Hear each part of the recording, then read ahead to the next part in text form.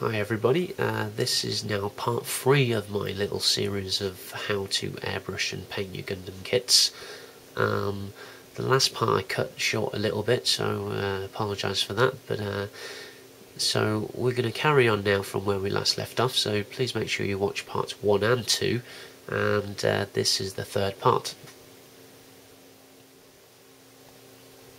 Now that I've explained why you would want to sort of introduce a gloss coat at this early stage, and well, a gloss coat in general is a must once you're finished anyway, I thought I'd explain a bit about what products to use.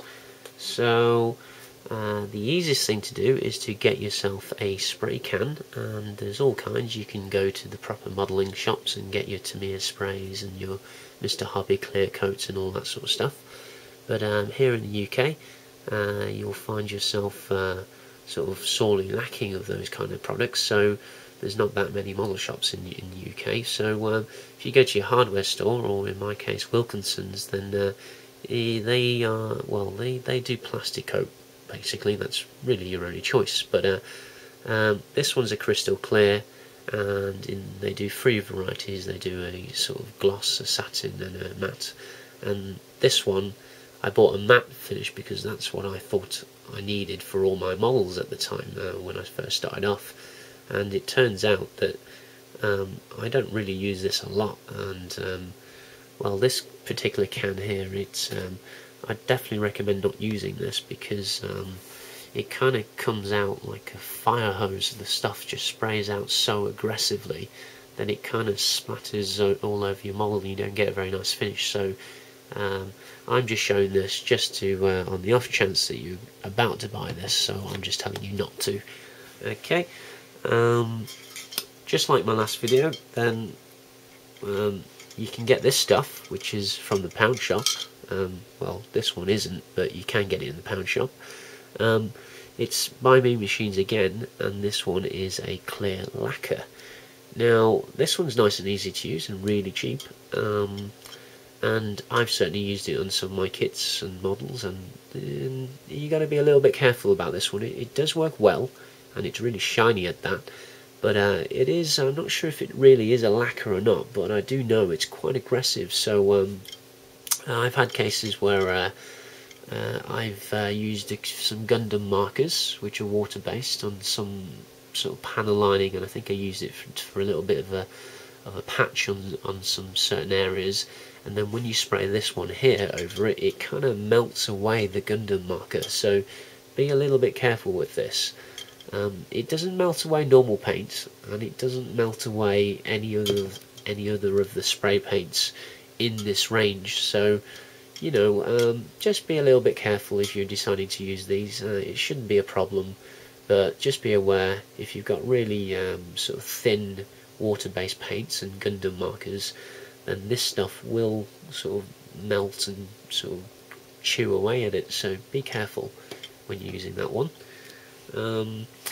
Okay, so they're spray can products, but you know, this is an airbrush tutorial, so what do you do when you have an airbrush? Well, you've got all kinds of options opened up now, because what you can do is, you'll probably hear a lot of videos if you do some research on the internet, is this product called Clear. And Clear is discontinued in the UK, but I think it's under Future Pledge Floor Shine or something along those lines in the US and other countries that you can still get a hold of. And a lot of modelers really swear by this kind of stuff.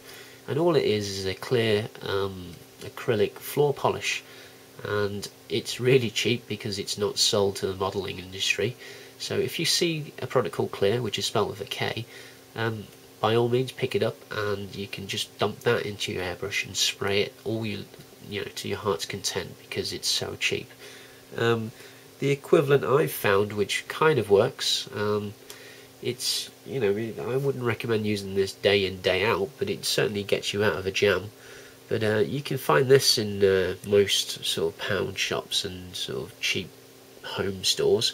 But this stuff is Astonish. It's a massive 750mm size, and this also cost £1, by the way. And you can just when you open this up, it's like a it's like a really watery, milky substance, and it works really well actually. So that's something you can also use, and you would just pour that straight into your airbrush. And to give you an idea, I will probably show this off a little bit more, but I have a little test CD here which I've painted the same base red of my Sinanju, and I decided to give it a little go with the various finishes. So you'll see here, which is a Vallejo matte coat, that's a clear coat, and over here is a satin varnish, so that's the differences between the two.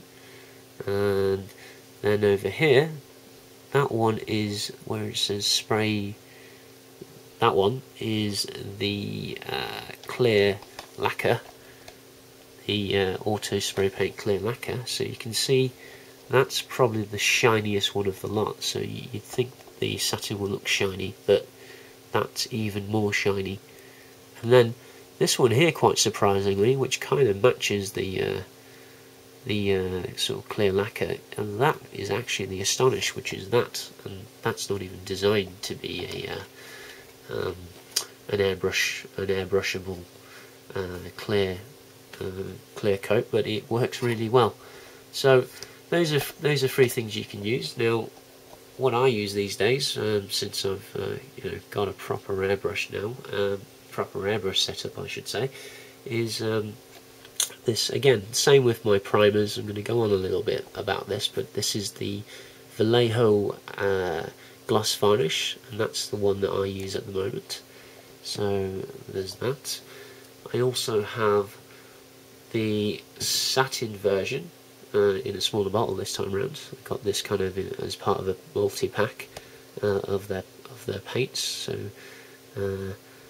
that's usable. And what that is, that's just one step down from the gloss, so it's not as shiny. And then lastly, you've got your Vallejo matte finish.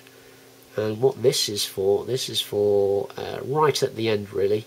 You want to use this right at the end so that you well, it's for making models look more realistic, because there's not many things in modelling where it's completely gloss most of the time, especially for military tanks and aircraft and things like that. Then modelers generally use a flat finish to make everything look that much more realistic, and that's probably my style as well. I tend to flat coat all of my models, so just because you see the Sinanju here with all this gloss, it's not going to stay like this most likely, but the reason for doing it is so that you can apply decals and panel washes that much easier, which I'll go into a little bit more later on. Okay, and lastly, before I finish off the subject of gloss varnishes, is these sizes are great, and that's these bottles are 60ml in size. That one's 17ml. These last quite a long time, to be honest. But why not save yourself a bit of money and get yourself a proper size? So it's the same gloss, but this one is 500ml, and honestly, this is going to last a hell of a long time. But really, that stuff there, you just pour straight into your airbrush and you paint it, and you spray it, and that's it really. No mixing, no thinning, no nothing. So that's why I always like the Vallejo products. Okay, so on to the next part. With all that talk of the individual armour pieces, I'm sure it's about time we put everything together and show how the completed arm looks, at least. And please note that this is how my Sinanju is looking at the moment, but it's far from finished. The paint's applied, but the decals aren't there. The panel washes, the panel lines, and the little detail touch-ups and all that sort of stuff isn't done yet. And the main thing is that there's no matte coat either that I always do to all my models when I'm finished. But this is looking a little glossy, but this is the sort of pre-shaded effect that I'm after, so I'll zoom in a little bit for you guys. And that's how my model's looking at the moment, and the reason why we're doing all this, remember, is to give it that sort of extra layer of depth and impression of realism that you don't get if you just flat coat your paints. So, you know, this is the reason why you'd want to move up to airbrushing your gunpla instead of just sticking with you know, spray paints. Now, I say that airbrushing isn't the only way. You know, there is lots of good hand painters out there, but if you're sort of stuck in the sort of spray can phase, then you know, this is the reason why you want to move to an airbrush. So the sleeve there, by the way, I'm sure I'll get lots of questions on this. That's painted gold by hand. Used a really small brush for that, and there's lots of techniques on how to do it with various other ways. You can mask, you can use liquid masking, you can do all kinds of different sort of things with enamel paints and then washing it off with thinners. But I just thought this was the easiest way for me. In the end, you just need a steady hand and a very small paintbrush. And my only tip for you there would be, gold doesn't show up particularly well in one layer, so just be patient. Paint a small layer of gold. Don't try and get it perfect the first time.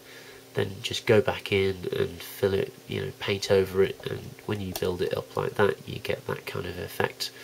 So, and I think that for the Sinanju, it really does show off airbrushing pretty well, actually, because you get the you know, you get the nice sleeve and black and gold effect down at the bottom, and then you get you can really show off some pre-shading there, where the red part joins onto the sort of cuffs, as it were, of the hand.